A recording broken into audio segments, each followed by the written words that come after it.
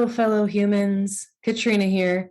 Quick disclaimer. I am a professional. I'm not your professional. Nothing I'm about to say should be taken as medical, legal, or otherwise advice. This podcast is purely for education and amusement purposes. That is it. Disclaimer over.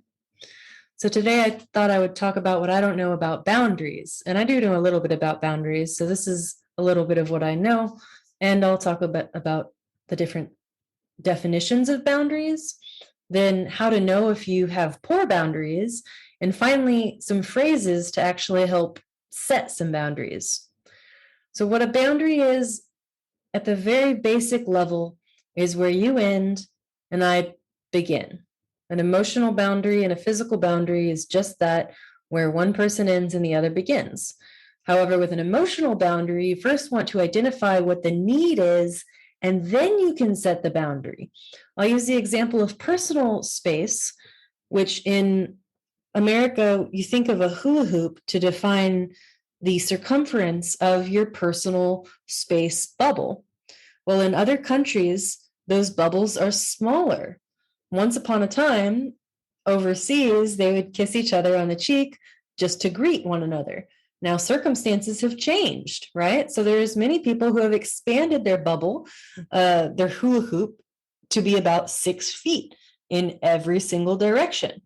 And that is a nature of different circumstances going on. So different countries, different circumstances, different rules, different need for different boundaries makes a difference. And so there is no cut and dry what it looks like, because it's going to look different for everybody in everybody's life. But essentially, life without emotional boundaries is like having a subdivision of houses, but nobody knows where the lines are and everybody's treading on each other's grass. And that can just get chaotic. So how to know if you have poor boundaries? Well, ask yourself this. Do you get upset at other people's thoughts, feelings, and behaviors in a way that interferes with how you prefer to be spending your time? So that last part is key, that interferes with how you prefer to be spending your time. Maybe something gets you upset, but it's like the emotional button of frustration gets pushed and released. No big deal. But let's say that the resentment button gets pushed because of something that somebody else did. Let's say, for example, you go ahead and give advice to somebody, then they don't take it. Then they turn around and complain that things didn't go their way. But then you might get mad at them for not listening in the first place. That resentment is useless. That advice was useless, because the reality is that they may not have wanted advice and had already made up their mind about their decision, even if it turned out to be a mistake. So often unsolicited advice is one that can cause some discomfort because there's a potential boundary violation there. So how to set some boundaries? Now, before I say these phrases, I want to be clear that tone matters. The tone that I am using is not necessarily the tone that you will use.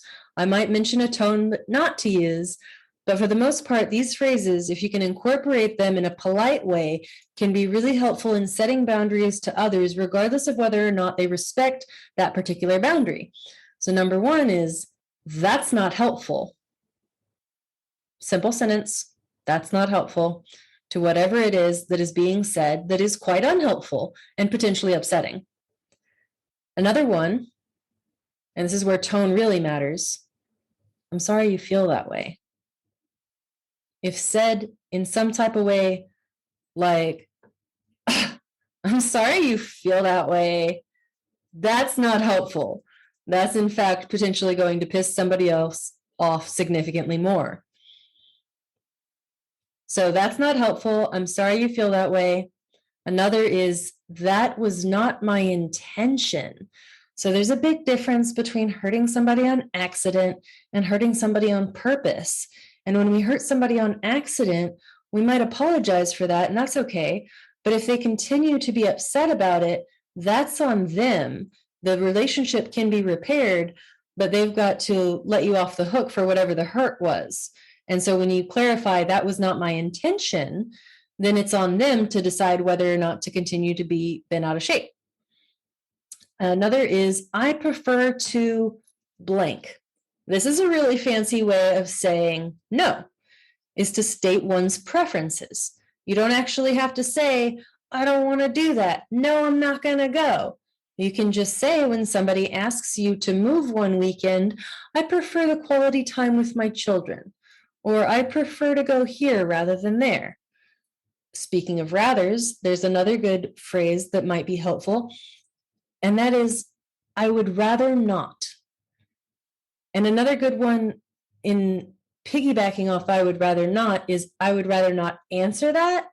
So if you're setting like a topic boundary and somebody asks you your political affiliation, you might not want to share that. So you can just say, I'd rather not answer that. That's it.